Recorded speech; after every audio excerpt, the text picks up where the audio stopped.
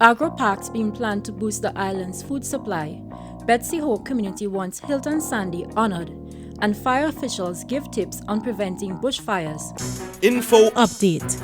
bringing you the latest news, views, and reviews. Along with responses, comments, and events affecting you. Brought to you by the Information Division of the Tobago House of Assembly.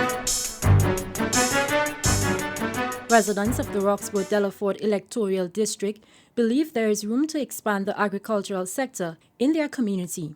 Caroline Wallace has the details.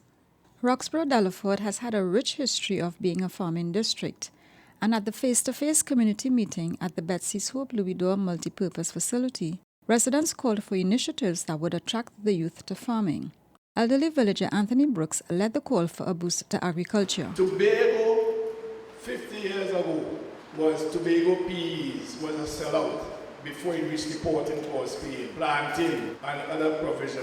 We just imagine Tobago is buying coconut water from Trinidad, ripe fig, and you know what, why? Hurricane Flora pass. I am pleading tonight, sir, to bring it back, using the RP, the URP, the CPEP.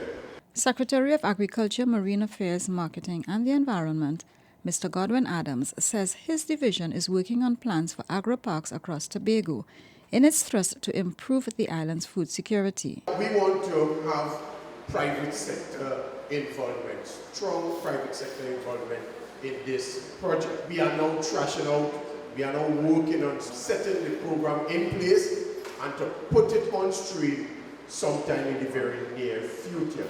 Mr. Adams says there are also plans to revive the cocoa industry that once flourished in the area. I'm Caroline Wallace for Info Update. Betsy's Hope residents have petitioned to have their area representative honored. Omadara Mills has more. Hilton Sandy is the area representative for Roxborough-Delaford, but since he suffered a stroke in 2013, Councillor Gary Melville has assumed the caretaker role for the district. At the face-to-face meeting in the area, community activist Collis Hazel presented a petition for the area's new mini-mall to be named in Sandy's honor. That beautiful building that was built in Argyle by Mr. Hilton Sandy is a man that we will never forget in Roxborough. Roxborough-Delaford Bellegarde. And we want Hilton Sandy to remain in our face all the time. Mr. Hazel says there's no better way for the community to honor Mr. Sandy.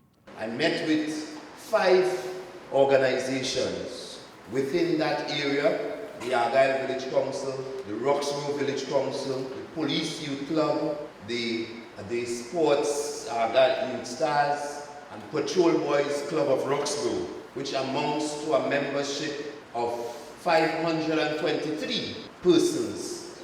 Mr. Hazel says the mini-mall should be named after Mr. Hilton hard-working Sandy. I'm Omadara Mills for Info Update.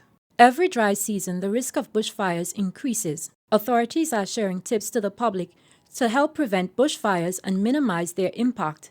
Kerndon Freitas has the details. Assistant Conservator of Forestry in the Department of Natural Resources and the Environment, William Trim, says the Trinidad and Tobago Fire Service has recorded 152 bushfires in Tobago to date. This data came from both Scarborough Station Fire Service and Roxborough, the greater amount for Scarborough. Forest Officer Ms. Michelle Beckles says the public must be very mindful of how and where they start fires.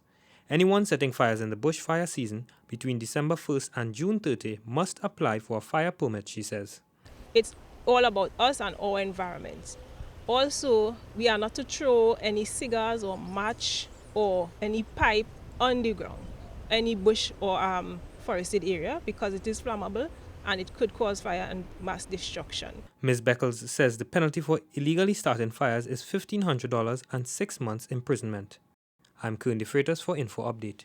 That's it from all of us at the Department of Information. I'm Josanne Brassi, and you've been listening to Info Update.